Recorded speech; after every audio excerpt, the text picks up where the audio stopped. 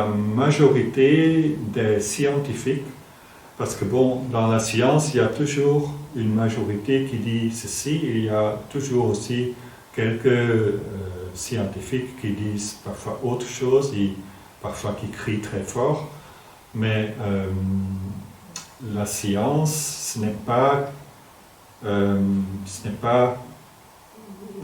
c'est jamais, on n'a jamais une certitude à 100% dans la science. On a des hypothèses et on essaye de confirmer des hypothèses, on essaie de voir si elles sont correctes, et comme ça évolue tout le temps, Et maintenant, ce qui est aussi très beau à voir, c'est que je dois sortir un livre de l'armoire, parce qu'il n'est pas sous le pupitre. Voilà. Le livre « Si les animaux pouvaient parler ». Là, vous voyez la version originale en irlandais, qui a été écrite, je crois, en 2002 ou 2003, et qui va très très probablement paraître en 2021 en traduction française et aussi en traduction allemande. Et dans « Si les animaux pouvaient parler », donc notre site internet, le site internet christianberland.com vous tiendra au courant, bien sûr. Disons que chaque espèce animale adresse un message à l'humanité. Et c'est très intéressant, parce que là aussi, disons, on peut dire que la source de vie nous montre les choses, nous donne des messages à travers le langage de la symbolique des animaux.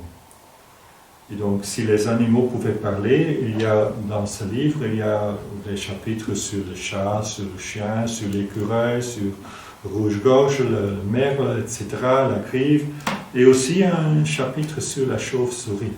Et ça, c'est très intéressant, parce que la majorité des scientifiques disent, ou pensent, ou estiment que le nouveau coronavirus est probablement passé de la chauve-souris à l'être humain.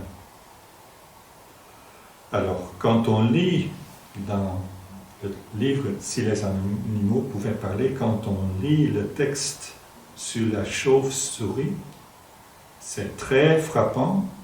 On voit que la symbolique de la chauve-souris, le message que cet animal adresse à l'être humain, correspond remarquablement au message que le nouveau coronavirus adresse à l'humanité. Et ça, c'est aussi expliqué dans le texte que vous trouverez sur notre site, sur le site internet christianberland.com, donc le texte sur le Covid-19. Et donc, cette correspondance remarquable entre le message du nouveau coronavirus et le message de la chauve-souris, tel que Christian Berland le décrit dans son livre « Si les animaux pouvaient parler », ça porte quand même à croire que les hommes et femmes scientifiques auront probablement raison sur ce point, donc sur le fait que c'est passé de la chauve-souris à l'être humain. Et encore quelques derniers mots sur l'énergie de 2021. Donc, comme je l'ai déjà dit, 2021 vous demande d'être conscient du fait d'être dans votre délicieux corps physique, d'exister dans votre délicieux corps physique qui est fort et impénétrable. Et dans l'énergie de 2021, il est bon de vous dire que vous ne permettrez plus que quelqu'un ou quelque chose empiète sur votre domaine personnel ou privé. Vous ne permettrez plus que quelqu'un ou quelque chose empiète sur votre intégrité psychique ou énergétique. 2021, c'est une bonne énergie pour mettre ça en pratique. Vous vous nourrissez à partir de l'intérieur, à partir des racines qui sont au tréfonds de votre être. Essayez de ressentir ça. Vous vous nourrissez à partir de l'intérieur. Ces racines qui sont en vous, elles sont puissantes, elles sont rayonnantes. Elles donnent. Et c'est une force intérieure. Essayez de vivre cette force intérieure.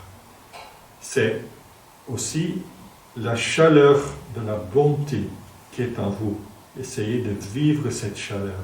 Et ensuite, ressentez ça intensément. Essayez de le ressentir. Et ensuite, dégagez cette force. Dégagez cette bonté. Dégagez cette chaleur avec joie. Et vous, en tant que force solaire authentique, voilà. C'est la symbolique positive du lion. Le lion, le 5e signe du zodiaque. 5e. Je suis ici. Vous vous dites, je suis ici. Je. Et cette place que j'occupe est irremplaçable.